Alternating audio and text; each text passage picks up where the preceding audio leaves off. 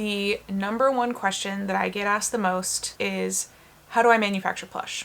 So here's your answer.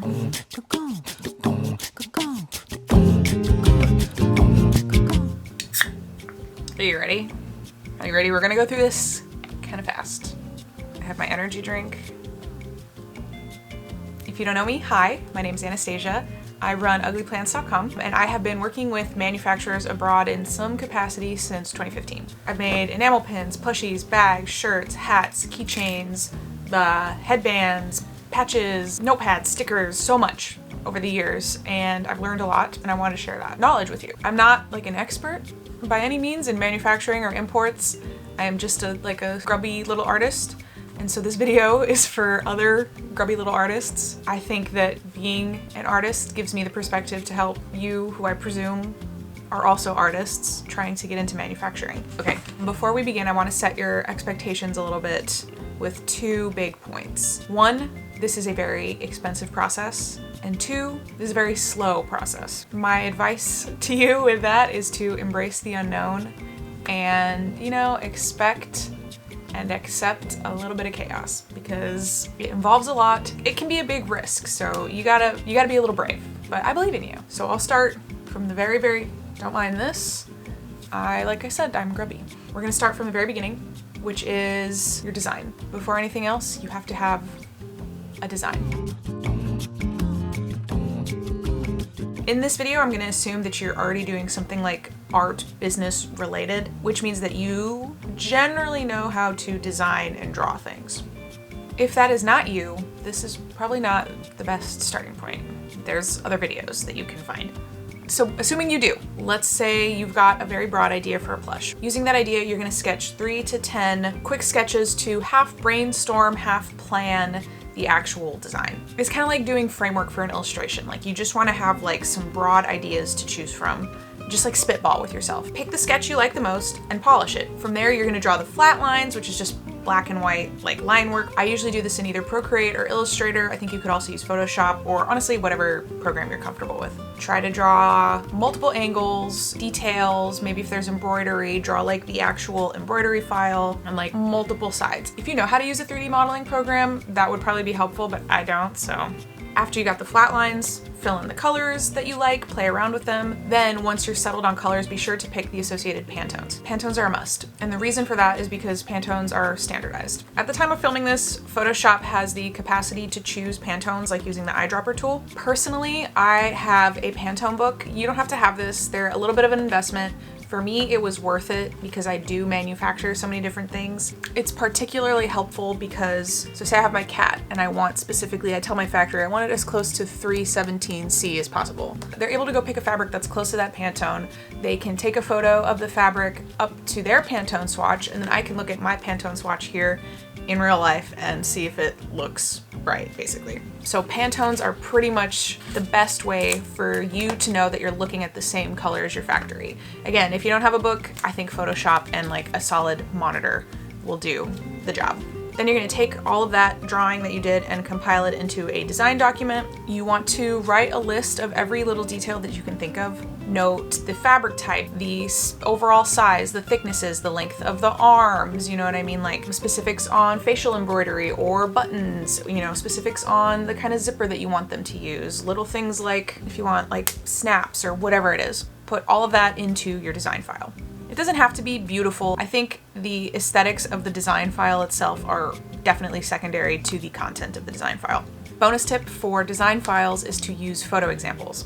Personally, I think a great way to convey specifics on what you want is to use photo examples of existing products. Say you're using a photo of this beautiful Squishmallow. You can say, I want this kind of applique, this type of material, this kind of stitching, this kind of zipper. I want the flap to look like this. I want the fabric layering to look like this. All those little things can be very concisely conveyed with photo examples. Photo examples of structural things, not the design.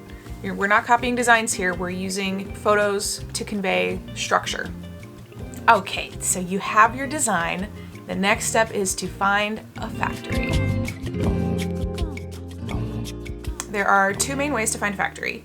The first is through a personal recommendation. I'm not going to go into that, and I will touch more on why at the end. And the second is through Alibaba. That's going to be the focus of this video. If you don't know, Alibaba is basically just a manufacturer like factory directory. Like, I think of it more of like a database than a marketplace specifically. It's definitely just like a way to facilitate communication. Every factory that you come across, every factory that you interact with on Alibaba is going to be its own like company. It's not Alibaba itself. Does that make sense? You're going to first make an account, and then you're going to go up to the top and search. Let's say just search custom plush, right? So then once you search, you can narrow it down by country and minimum order quantity, MOQ, but I find that those filters are not super accurate. Even if you filter it, you're gonna wanna double check any details with the manufacturers that you're communicating with anyway. So browse through some of these listings, take a look at their ratings and their reviews. You can definitely Google Alibaba rating systems to find information on that. I'm not gonna go into it. Then you're gonna pick a few that look good to you and just message them. I would say start off by asking them their MOQ, their minimum order quantity, and for some photos of examples of their work. Another little quick sidebar is I would say keep your messaging in Alibaba. Some manufacturer representatives like to switch to email or WeChat. That's normal, totally fine. I think that if you're just starting out, probably for your own peace of mind and organization, I would say leave it in Alibaba. My bonus tip for reaching out to manufacturers is to message multiple. You can start the process one at a time and go through them. I think it's way easier to message a bunch and see who you kind of vibe with and see like what their parameters are. I'd even go so far as to recommend ordering multiple prototypes from multiple factories at once, but of course that's like a big monetary investment that a lot of us cannot make when we're doing our first plush. But it is something to consider.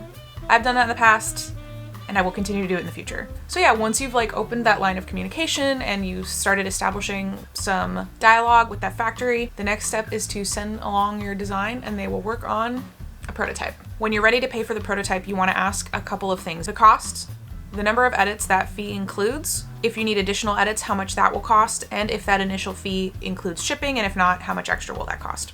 And once you figure that out and send them the money via Alibaba, they get started. And then we'll be on to the next section, which is my favorite, which is the edits. Eventually, and probably relatively quickly, you might be surprised, you'll get some photos of your very first baby. Don't be alarmed. Most likely, it will not be anywhere near perfect. Even more likely, they are probably not using the exact fabric that you want, definitely not the exact colors. There will probably be paper cutouts in place of like embroidery and facial features. This is because they are trying to get as much on the same page as you before they like invest the time and materials into like the as close to final prototype as possible. What I do when I get these initial photos is right off the bat, I take it to Photoshop. I literally just Photoshop what they sent me to look the way I want it to look. And then based off of that, I go back to the original photo they sent and draw in a bunch of lines and arrows and little asterisks to sort of indicate what I'm thinking with those edits. You're also going to write out a list of notes. Some people like to write it directly on the photo. Personally, I think it's much more clear to write out a numbered list within your messaging. That way you can reference specific numbers and specific notes more precisely with your representative. With the editing process, communication is key. Remember that you're dealing with someone who is presumably in China. This means they're like 16 hours in the future, right? So they might not be answering you until like 2 a.m. your time, which means you might be sending and receiving 1 email per day. Like I said at the front, this is a slow process. Just be patient and be always cognizant of like cultural and language differences that you guys might have. Just don't be rude to them. Maybe learn a little bit about like Chinese business practices. And I'll just say, always remember that their English is probably better than your Chinese. Okay, you're gonna go back and forth on the edits for a little while. You're gonna try to whittle it down to as close to what you have in mind as possible. My bonus tip for prototypes is to always get that final prototype in hand. Some people might tell you you don't need to do this. Some manufacturers might be disinclined to do this because it does slow down the process, or you even might want to save some money on shipping, but it is not worth it. My experience, both with Ugly Plants, my own products, as well as with companies that I worked with in the past, is that it is just too risky to not see that prototype in person. Not only do you want to have that prototype so that you can triple check the details and the fabric, both before production, but as well as when the mass-produced items come to you so that you can compare the two. But also you want to have the thing to take photos of and get excited and like do all the marketing leading up to it. Whether you're crowdfunding or pre-ordering or even just like needing to do the photo shoots beforehand, you want to have it, right? Plus, I've also found that sometimes the manufacturer photos just don't really do justice to the thing itself. Like there's definitely products that I see the photos, I'm like, I mean, I don't know how else to convey what it is I'm having in mind. I don't even know what it even needs to look closer to what I'm thinking it should look like. But then once I see it in person, I really see it coming together. It kind of like has that spark that I'm looking for, just like having it in hand. So something to keep in mind. So now you have your prototype in hand. Everything looks good to you. You've gone back and forth for weeks, months, probably many months. You love it and it's exactly what you want to bring to the world. Now it's time to figure out how to get it to the people. First, you're gonna go over the pricing with your representative. You wanna ask them the price per unit. You want to confirm with them that this includes importing it and shipping directly to you, as well as any safety testing. This part can get really complicated, especially when you're dealing with larger scales. This is maybe one of the most complicated parts of importing Plush, but I imagine most of you will be starting off with a company that understands that you don't know about this. If you have a smaller quantity, they're probably gonna assume that you don't know this, that you don't have your own like import structure. So I think your factory is gonna expect to handle all of this for you, but you just want to confirm. You just want to confirm that the price per unit includes shipping to you, all the imports, and safety testing. But I wouldn't worry too much about it. They will probably give you an option for either freight shipping, which is by sea, or air. For me, sea is usually quite a bit cheaper / necessary with my quantities. Air obviously comes a lot faster, especially when there's, you know, Suez Canal style debacles happening, but it costs a lot more. It's pretty much gonna be up to you which you pick, which you can afford, which you wanna do, how long you wanna wait. You also, at this stage, wanna ask about hang tags and butt tags. If you don't know what hang tags and butt tags are, this is the hang tag for my long cat. It has all the safety legalese on the back, which your factory can help you with. And then this is the butt tag. I don't know if that's the technical term for these, but that's what I have always called them. If you want them, sometimes these are included in the cost per unit. Sometimes these are only available at a higher MOQ. Sometimes they're available at a lower MOQ, but with an additional cost. Sometimes they're just not available for the order quantity that you have. Just ask. And if you aren't able to have them on your product, don't worry about it. There's ways to tag them on your own at home. It's just a thing to think about. And if you are gonna have them, your factory will probably tell you the legalese that you have to have, especially like with safety stuff. They usually add that tag themselves.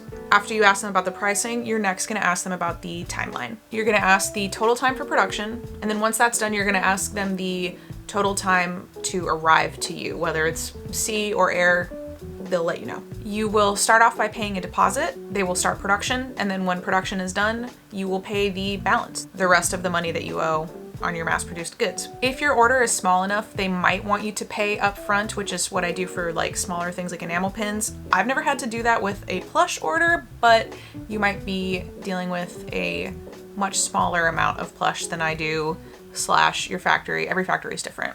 My bonus tip on payment is to pay through Alibaba. I have paid for most of my Plush and most of my goods via Alibaba. The only time I use like PayPal is with more trusted factories, and there is only one factory that I will ever wire money to because I trust them so much and I've worked with them a lot. Alibaba has really good buyer protections. That's one of the reasons it's a great way to start off in manufacturing, just in case something goes wrong. So pay via Alibaba. Like I said, that's one of the reasons we're using this platform. And now you wait. This is the most scary, chaotic part of the whole process. Your manufacturer should keep you updated as things go. They'll show you the tags, you know, buying the fabric, all those little steps. They'll also update you with any issues or changes to the timeline. For example, one of the common issues that I have had over the years is with fabric. When they go to start mass producing your Plush, they order the fabric at that point.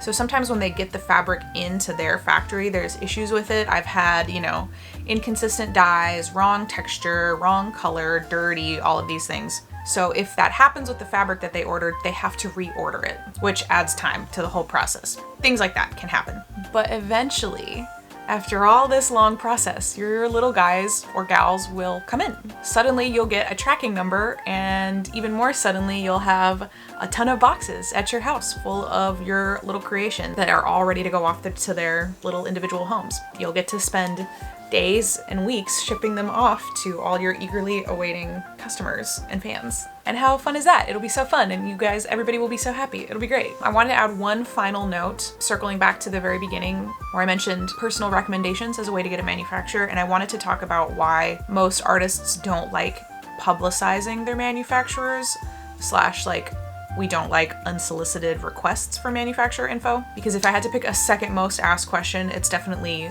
who is your manufacturer? I am hoping that this video sort of illustrates why artists are hesitant to just give that information up. There's a lot of reasons, but I am hoping that you can now see that what a time, labor, and money intensive process this is. We're all artists here, presumably. You're also an artist. So we all know that our time is valuable, and most artists are not able to work for free, right? Personally, I am not in a position to give away my labor for free, and I think most artists on the internet are in the same position. So if you think of the months and years I put into the relationship I built with my manufacturer as my labor, it maybe makes more sense why I am not able to just give that information away. And of course, there's even more reasons why artists might not want to just tell you their manufacturer, all of which are valid. I think these relationships are real relationships, like one-on-one. It's not as detached as just going to a website, uploading your design, and it gets printed out, right? Also, sometimes factory quality declines when there's too many clients. My personal minimums might be way off from what you need, so you might not be able to use my manufacturer anyway, / I don't want you to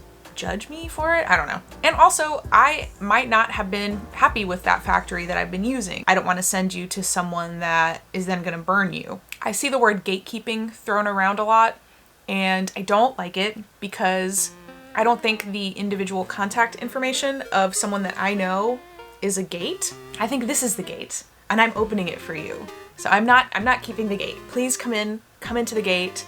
The gate is just Alibaba, and I have given you all the tools to do exactly what I do whenever I find a new manufacturer, and I really genuinely hope it's helpful. If you have any more questions, please comment them.